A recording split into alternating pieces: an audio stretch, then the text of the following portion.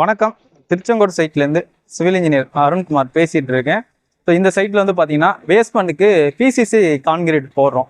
So இங்கே வந்து நாங்கள் எப்படி வந்து பிசிசி கான்கிரீட் போட்டுட்ருக்கோம், ஸோ என்ன மாதிரி விஷயங்கள்லாம் இதில் கவனிக்கணும் அப்படிங்கிறத இந்த வீடியோவில் நம்ம டீட்டெயிலாக பார்க்கலாம்.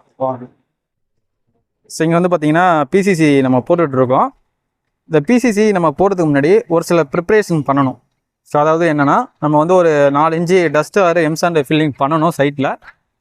ஸோ அது ஃபில் பண்ண பிறகு நம்ம வந்து லெவல் பண்ணணும். லெவல் பண்ணி நல்லா தண்ணி போட்டு டிம்ஸ் அடிச்சிடணும். டிம்ஸ் அடிச்சுட்டு ஃபர்தராக நம்ம வந்து குத்துக்கள் வச்சுருக்கோம் பார்த்தீங்களா, இதுதான் வந்து பிசிசியோட கணம். பிசிசி கணம் பார்த்தீங்கன்னா 4 இன்ச்சு தாங்க.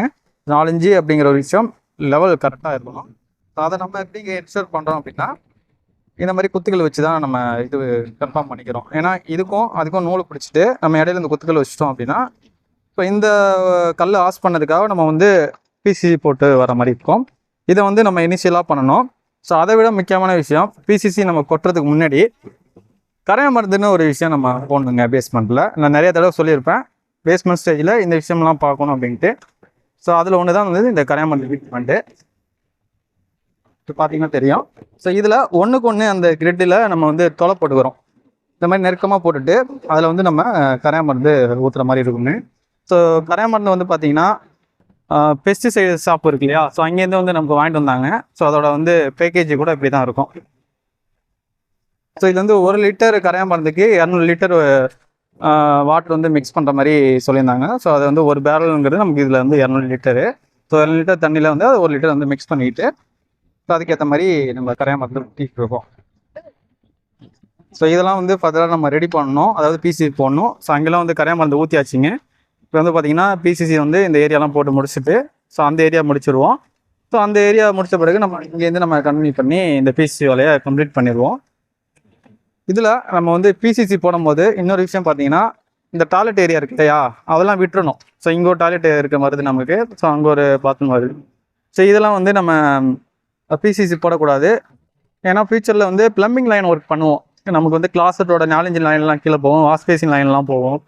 ஸோ அதுக்காக மறுபடியும் நம்ம வந்து பிசிசி உடைக்கிற மாதிரி அந்த ஒரு சூழ்நிலை வந்துடும்.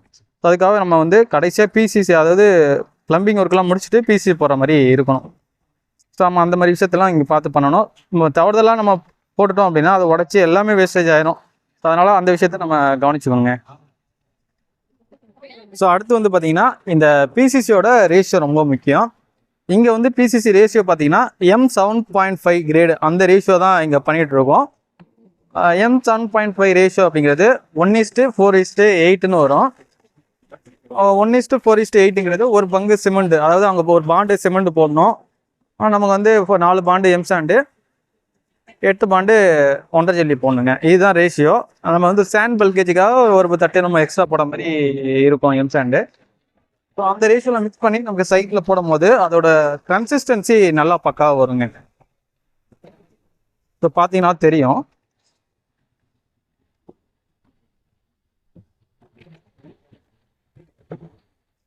இப்போ நம்ம வந்து பிசிசி போடுறோம் அப்படின்னா, ஸோ இந்த மாதிரி இலைக்கு கொலவா போடணும். இந்த மாதிரி கொலவா போடும்போது நமக்கு பாண்டிங் நல்லாயிருக்கும், ஸ்ட்ரென்த்து நல்லாயிருக்கும். இப்போ வந்து நார்மலாக பிசிசி எப்படி போடுவாங்க அப்படின்னா, ட்ரையாக போடுவாங்க.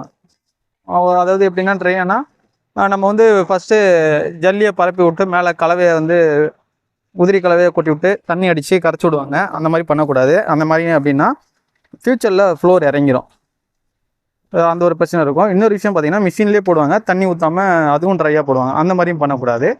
இந்த மாதிரி தண்ணி வந்து நல்லா ஊற்றி கொலவா இந்த மாதிரி இலக்கமாக போட்டோம் அப்படின்னா, நாளைக்கு என்னென்னா நமக்கு தர செட்டில்மெண்ட் ஆனாலும் ஸோ இதோட பாண்டிங் நல்லாயிருக்கும். ஒன்றுக்கு ஒன்று இழுத்து பிடிச்சிருக்குமா, ஸோ அதனால் வந்து தரையை வந்து டைல்ஸ் ஃப்ளோரிங்கை வந்து கீழே செட்டில்மெண்ட் ஆக விடாது. ஸோ அதுதான் மெயின். ஸோ இங்கே வந்து ஃபுல்லாகவே நம்ம அந்த மாதிரி தான் போட்டுட்டு வரோம். ஃபைனலாக வந்து பார்த்திங்கன்னா, நான் ஆல்ரெடி சொன்ன மாதிரி இந்த ட்ரை மாற்றை எடுத்து நம்ம வந்து அந்த எங்கெங்கே பள்ளம் இருக்கோ ஸோ அதிலலாம் வந்து விசிறி அடிச்சுட்டு தண்ணி தெளித்து அடிச்சிட்டோம்னா நமக்கு வந்து நல்லா ஸ்ட்ராங் ஆகிடும். ஸோ நம்ம கடைசியாக ஃபினிஷிங் வரும்போது இந்த மாதிரி தான் பண்ணி ஆகணும். ஸோ இங்கே வந்து பார்த்திங்கன்னா இப்போ கலவையெல்லாம் விசிறி அடிச்சிட்ருக்காங்க. ஸோ விசிறி அடித்த முடிச்சப்போ நம்ம வந்து தண்ணி பிடிச்சிட்டோம் அப்படின்னா அது நல்லா பக்கவாகிடும் நமக்கு.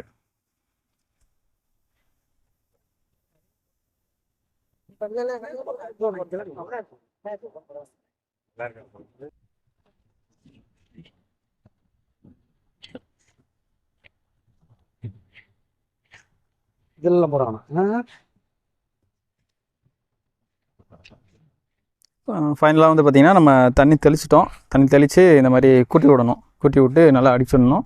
குழப்பத்தில் அடிச்சிட்டோம் அப்படின்னா நமக்கு செட் ஆயிடும்.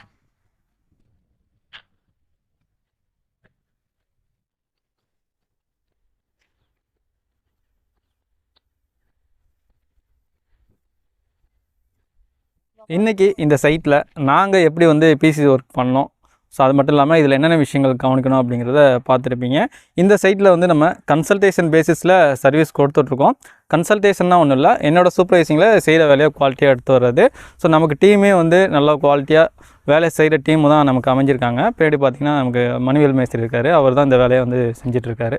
ஸோ நம்ம வந்து இந்த மாதிரி கன்சல்டேஷன் சர்வீஸ் வந்து சென்னை, பாண்டிச்சேரி, திருச்செங்கோடு, தஞ்சாவூர் இந்த ஏரியாவில் வந்து கொடுத்துட்ருக்கோம். ஸோ உங்களுக்கும் இந்த சர்வீஸ் தேவைப்படுச்சுன்னா டிஸ்பிளே நம்பருக்கு கான்டெக்ட் பண்ணுங்கள். அது மட்டும் இல்லாமல் நம்ம வந்து டோட்டல் கான்ட்ராக்ட் பேசிஸ்லேயும் வீடு கட்டி கொடுத்துட்ருக்கோம். ஸோ தேவைப்பட்டுச்சுன்னா நம்ம தொடர்பு கொள்ளலாங்க. நன்றி, வணக்கம்.